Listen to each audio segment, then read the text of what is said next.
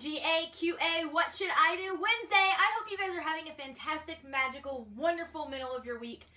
Mine is going fairly smooth now that inventory's over. Oh my God.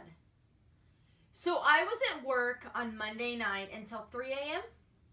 We talked about that in Tuesday's video about how it was just absolutely insanity. Like, I was so tired. I couldn't even think straight. Now things have kind of settled down a little bit. Now it's just like business as usual, which I kind of like. I live for the slow days where there's not a lot that goes on.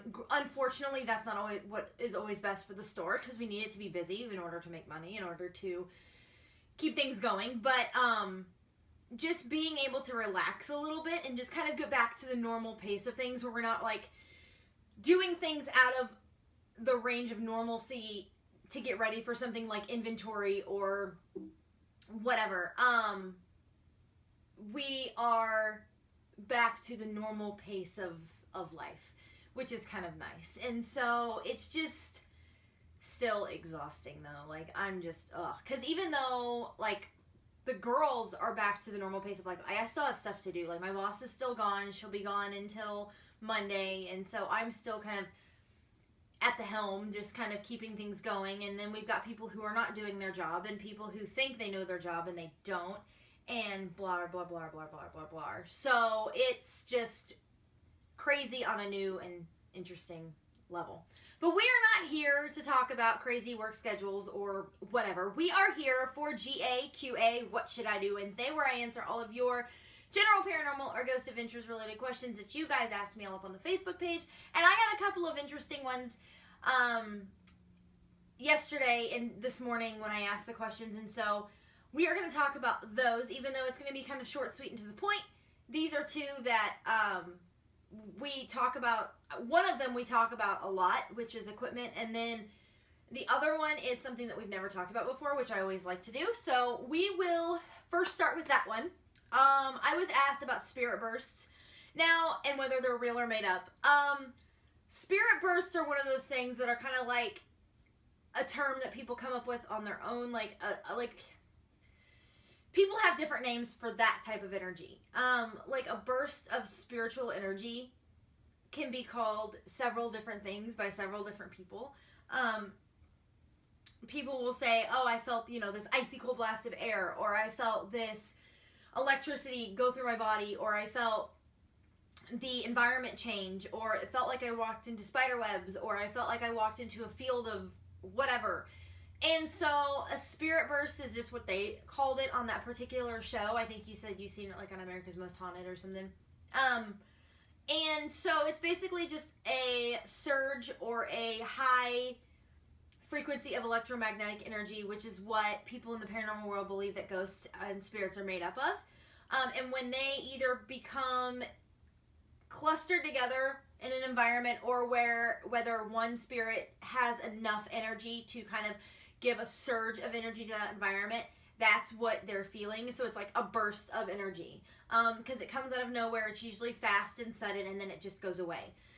It's not something that's long and drawn out and lingering. It's kind of there and then it's gone. You can see it sometimes manifest on camera, like a burst of energy, like a ball of light, or a change in the photo, or change in the environment that's obvious to the camera. And that's just another way of a burst of energy. And so yes, it's very real. It's something that's not made up. It's not something that is a coin term. It's just kind of like, it's whatever they feel they want to call that burst of energy. And so spirit burst is what they probably just gave the burst of energy its name. But it is real. It's something that paranormal investigators experience all the time. They get into these environments where the environment gets charged with their energy or with their equipment's energy, and then the spirits can manifest, and then they want to make their presence known, and they don't want to do it in a subtle, unknown way. They want to be able to do it in a way that they can make their presence known right away. And so they'll surge off with that. They'll save their energy until they can burst through and kind of give that fast, quick presence. So very good question. I like when we answer the ones that I have never answered before, and we've never really talked about. We've talked about spiritual energy on multiple occasions, but like the bursts of energy we've never really covered.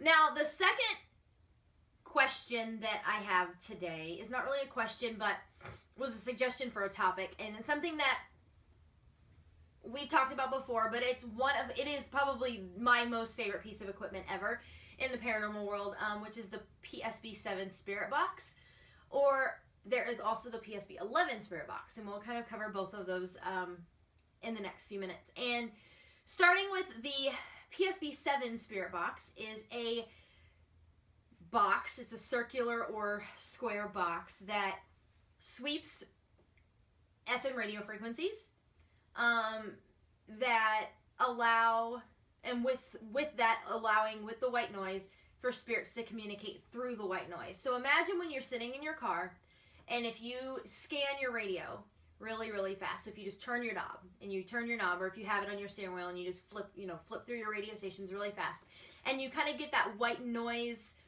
kind of that broken kind of noise through your speaker, that is the radio frequencies trying to come through. Basically what this is a continuous sweep of radio frequency coupled with electromagnetic energy that allows the spirits to manifest and speak through the box. Now, I love this piece of equipment for a variety of reasons. It's unique. It's something that you don't really think of when you think of paranormal equipment. You think of cameras and, digital recorders and infrared still shots and motion sensors and millimeters and things like that. But when you think of a spirit box, you don't think of a spirit being able to manifest themselves enough and in a way to be able to communicate through white noise. I love the fact of how accurate it is. They've gotten some really good evidence off of them. The Ghost Avengers crew especially has gotten some amazing, amazing pieces of evidence. One of the most compelling being the piece of evidence that Zach got that said at a bar scene saying, "Would you like another?" And it was like this long, perfect, drawn out sentence. It was amazing, and it made Zach jump like out of his skin. They, you think about like the Peabody Whitehead Mansion episode with Zach and the guys using the spirit box down in the basement. And they got all of this information about a girl who was raped and murdered, or supposedly raped and murdered, in the street, like buried in the street outside of the Whitehead Mansion. And they had Brendan Schaub, the UFC fighter, with them at that episode. And they asked the spirits to name somebody in the room, and a female voice came through the spirit box clear as day, and was like, "Brendan." And I was just blown away. That was the first time I'd really seen the spirit box like do something amazing like that, and I fell in love. Now with the PSB-11, it's the same concept. However, it sweeps radio frequencies, AM, FM, and it sweeps them forward and in reverse at the same time. So it creates a bigger environment of energy for the spirits to manifest. And they've gotten just as many awesome pieces of evidence out of that. I like the size of the equipment too. Sometimes when you get these bigger pieces of equipment that just kind of end up in the way, and then you can get a lot of contamination just because you're moving stuff around, and if you've got stuff on tripods and you've got wires everywhere, it's like, well, somebody could have bumped that, and then is that a piece of evidence or not? With these, they're handheld, they're easy to take care of, they're easy to take around, and they're accurate. They're amazing, and I can't say enough of good things about them. Like, the digital recorder was the day and age thing a few years ago. You could get an EVP and be blown away, and now this is live action, real time, right there in the moment. You don't have to hit playback. You don't have to know whether or not you got something. You can get something instant, and it's insane. And the spirits seem attracted to it too, and I think it's because they can be heard. Their voices can be heard, they can be understood, and they get a reaction out of people because they know that they're being heard. And that's all spirits want. At the end of the day, I think that souls who are lost and confused, they just want to be heard and they want to understand. And I think the the Spirit Box gives them the ability to do that, which is amazing and wonderful. And so it is hands down one of the best pieces of equipment. As far as like where you can get them anywhere.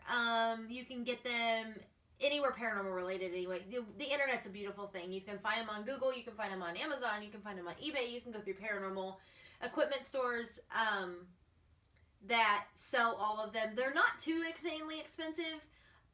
If you get a good one, you know, you're looking to spend probably a couple $100, but it's worth it in the end because you're getting a piece of possible paranormal gold. You could get some amazing, amazing evidence, and so I think it's like one of those pieces of equipment that's for sure like well worth the money, because it's going to give you the results that you seek, and that's what is so unbelievably amazing about it.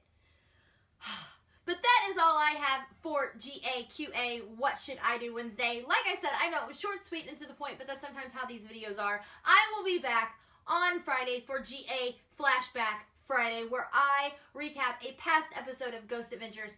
Until then, stay happy, stay healthy, stay warm. It's cold AF outside, but tomorrow it's supposed to be like 60. I don't understand, but welcome to Missouri, right? Right. Much love and happiness, guys.